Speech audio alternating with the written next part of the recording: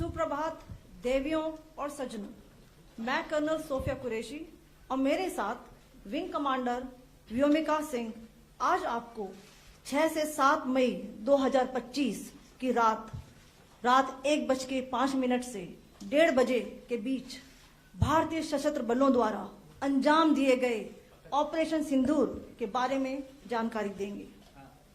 Operation सिंदूर 22 अप्रैल को पहलगाम में हुए विभत्स आतंकवादी हमले के शिकार मासूम नागरिकों व उनके परिवारों को न्याय देने के लिए लॉन्च किया गया था। इस कार्रवाई में 9 टेररिस्ट कैंप्स को टारगेट किया गया और पूरी तरह से इसे बर्बाद किया गया। पाकिस्तान में पिछले 3 दशकों से टेरर इंफ्रास्ट्रक्चर का निर्माण हो रहा है। इसमें recruitment, indoctrination centres, training areas व लॉन्च पैड शामिल थे, जो पाकिस्तान और पाक अधिकृत जम्मू कश्मीर POJK दोनों में फैले हैं। Operation Sindoor was launched by Indian Armed Forces to deliver justice to the victims of Pahalgam terror attack and their families. 9 terrorist camps were targeted and successfully destroyed. Over the last 3 decades, Pakistan has systematically built terror infrastructure. It is a complex web of recruitment and indoctrination centers, training areas for initial and refresher courses, and launch pads for handlers. These camps are located both in Pakistan as well as Pakistan-occupied Jammu and Kashmir areas. Some of the well-known training camps are located, as you can see on the screen. They are distributed from Savai Nala in the north, counting to approximately 21, ending at Bhagalpur to the south. इन लक्ष्यों का चयन विश्वसनीय intelligence सूचनाओं के आधार पर हुआ ताकि आतंक गतिविधियों की रीढ़ तोड़ी जा सके और यह खास ध्यान दिया गया कि निर्दोष नागरिकों और सिविलियन इंस्टॉलेशन को नुकसान न पहुंचे। The selection of these targets for Operation Sindoor was based on credible intelligence inputs and role of these facilities in perpetrating the terror activities. The locations were so selected to avoid damage to civilian infrastructures and loss of any civilian lives. This was done with due diligence, and the camps selected for targeting and their engagement will now be shown to you one by one. POJK के targets मैं आपको बताना चाहूंगी। सबसे पहले सवाई नाला camp Muzaffarabad, जो कि POJK के लाइन ऑफ कंट्रोल से 30 किलोमीटर दूर है। यह एक लश्कर-ए-तौयबा का ट्रेनिंग सेंटर था। 20 अक्टूबर 2024 सोनमर्ग, 24 अक्टूबर 24 गुलमर्ग, 22 अप्रैल 2025 पहलगाम, इन हमलों के आतंकियों ने यहीं से प्रशिक्षण लिया था।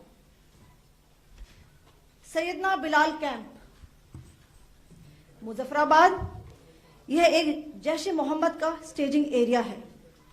यह हथियार, विस्फोटक और जंगल सर्वाइवल ट्रेनिंग का केंद्र भी था। गुलपुर कैंप कोटली, यह LOC से 30 किलोमीटर दूर था। लश्कर-ए-तौयबा का बेस था, जो रजौरी, पुंछ में सक्रिय था।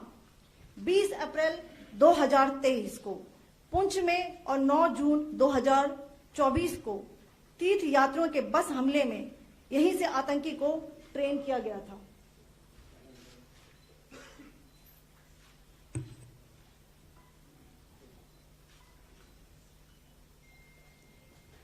बरनाला कैंप भिंबर, यह LOC से 9 किलोमीटर दूर है। यहां पर हथियार, हैंडलिंग, IED व जंगल सर्वाइवल का प्रशिक्षण केंद्र था। अब्बास कैंप कोटली,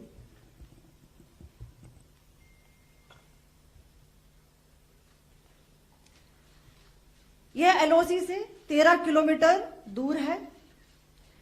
लश्कर-ए-तौयबा का फिदाइन यहां तैयार होता था। इसकी कैपेसिटी 15 टेररिस्ट को ट्रेन करने की थी।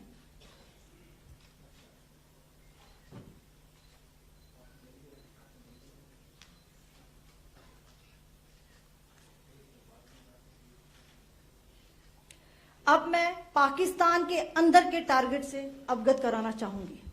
पहला, सर्जिकल कैंप सियालकोट। यह अंतर्राष्ट्रीय सीमा से 6 किलोमीटर की दूरी पर है, साबा कटवा के सामने।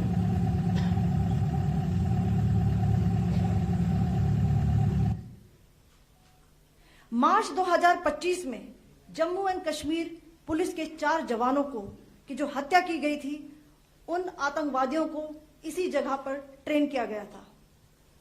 दूसरा, महमूना जाया कैंप सियालकोट। यह 18 से 12 किलोमीटर आईबी से दूर था। हिजबुल मुजाहिदीन का बहुत बड़ा कैंप था। यह कठुआ जम्मू क्षेत्र में आतंक फैलाने का नियंत्रण केंद्र था।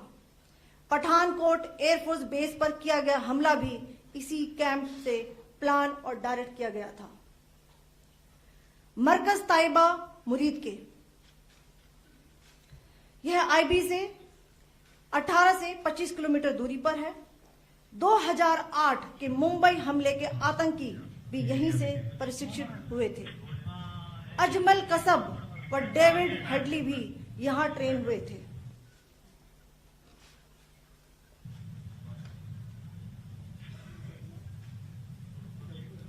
आगे दूसरा आया।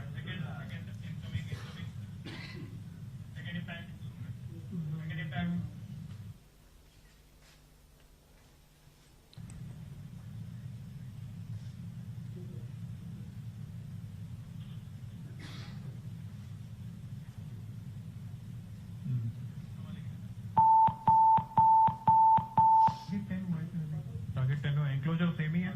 7 it is hit the target. हाँ हाँ।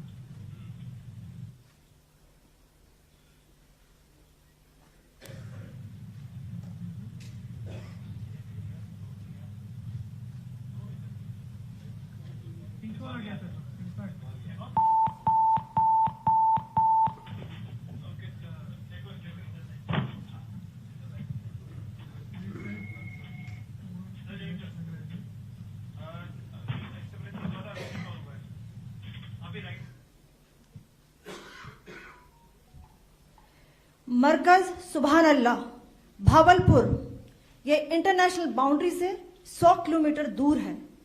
जैश ए मोहम्मद का मुख्यालय था। यहां पर रिक्रूटमेंट, ट्रेनिंग व इंडोक्ट्रिनेशन का केंद्र भी था। शीर्ष आतंकी अक्सर यहां आते थे। मैं आप सबको बताना चाहती हूं कि किसी भी सैन्य ठिकाने का निशाना नहीं बनाया गया और अभी तक किसी तरह की नागरिक क्षति की रिपोर्ट नहीं है। धन्यवाद। जय Hind. The strike on the terror camps were undertaken through precision capability, as shown to you. A niche technology weapons with careful selection of warheads was ensured so that there will be no collateral damage. The point of impact in each of the target was a specific building or a group of buildings. All the targets were neutralized with clinical efficiency, and the results reiterate the professionalism of the Indian Armed Forces in the planning and execution of their operations. No military establishments were targeted. India has demonstrated considerable restraint in its response. However, it must be said that the Indian Armed Forces are fully prepared to respond to Pakistani misadventures, if any, that will escalate the situation. Jai Hind, and thank you very much.